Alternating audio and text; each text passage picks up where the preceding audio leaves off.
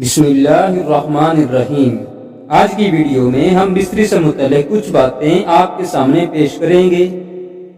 تو محترم بھائیوں، حضرت جابر بن عبداللہ رضی اللہ تعالیٰ عنہ سے روایت ہے،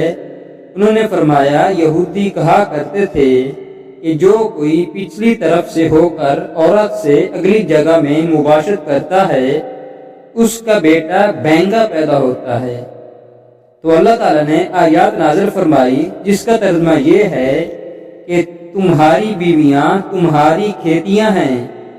اور اپنی کھیتیوں میں جس طرح چاہو آؤ۔ تو محترم بھائیوں، ہم بستری جمعہ والے دن کیوں نہیں کرنی چاہیے؟ ہم بستری جمعرات کو کیوں ضروری ہے؟ تو جمعہ کا دن ہم بستری بھی ایک خاص دن ہے۔ ہم بستری جمعہ کے دن کرنے کے فائدے اس ویڈیو میں آپ کے سامنے پیش کریں گے۔ تو حضرت علی رضی اللہ تعالیٰ عنہ نے فرمایا، ہر دن ایک سا ہوتا ہے، مطلب کہ ایک جیسا ہوتا ہے، مگر جمعہ کا دن جو دن ہے وہ جمعرات سے بھی زیادہ تر افضل ہے۔ تو حضرت عائشہ صدیقہ رضی اللہ تعالیٰ عنہما نے عرض کی، کیا یا رسول اللہ صلی اللہ علیہ وسلم، عورتوں کو تو بہت سا ثواب مل گیا ہے، مردوں کے بارے میں بھی ارشاد فرمایا جائے۔ یہ سن کر نبی پاک صلی اللہ علیہ وآلہ وسلم مسکرائے اور فرمایا، مرد عورت کا ہاتھ پکڑ کر مانوس کرتا ہے تو اس کے لیے ایک نیکی لکھی جاتی ہے۔ جو مرد پیار سے اپنی بیوی کے گلے میں ہاتھ ڈالتا ہے تو اس کے ہاتھ لگانے میں 10 نیکیاں لکھی جاتی ہیں، اور جب وہ اپنی بیوی سے مباشرت کرتا ہے تو دنیا معافیہ سے افضل ہو جاتا ہے، اور جب وہ غسل کرتا ہے تو بدن کے جس بال پر سے پانی گزرتا ہے اس کے لیے ہر بال کے بدلے میں ایک نیکی لکھی جاتی ہے، اور ایک گناہ معاف ہو جاتا ہے اور ایک درجہ بلند کر دیا جاتا ہے۔ اور غسل کرنے کے عوض میں جو چیز دی جاتی ہے وہ دنیا معافی سے بہتر ہوتی ہے،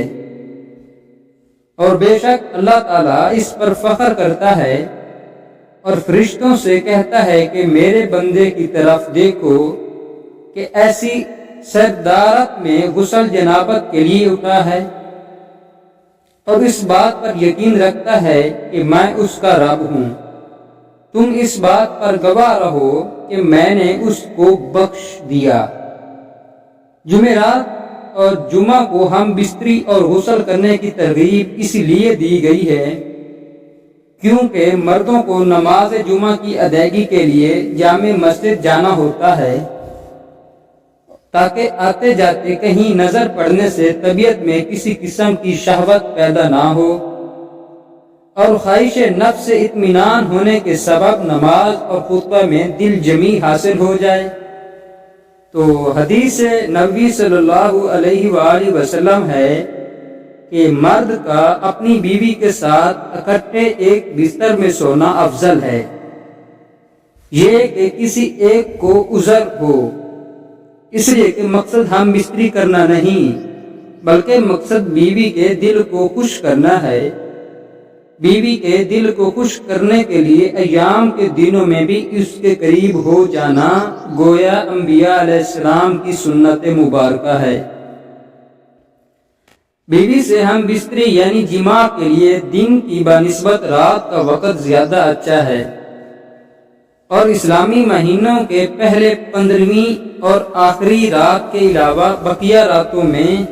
ہم بستری کرنا چاہیے، کیونکہ روایات سے معلوم ہوتا ہے کہ ان 3 راتوں میں شیاطین زمین پر زیادہ پھیلتے ہیں،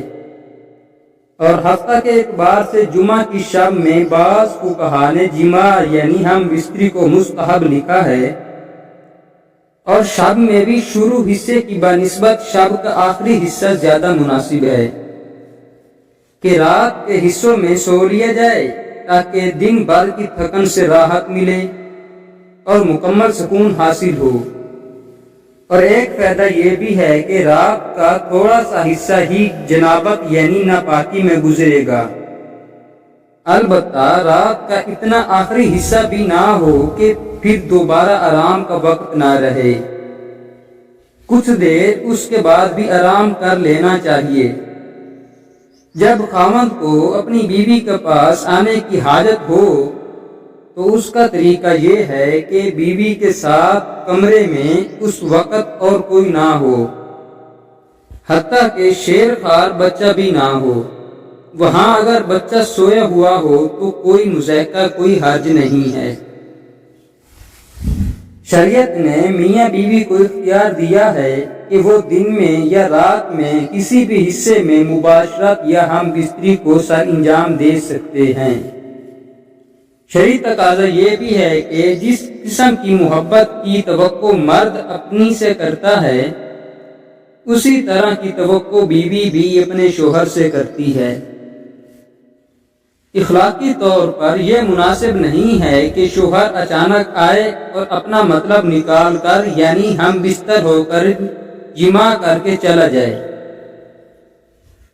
کیونکہ بیوی بدستور تشنہ رہے گی،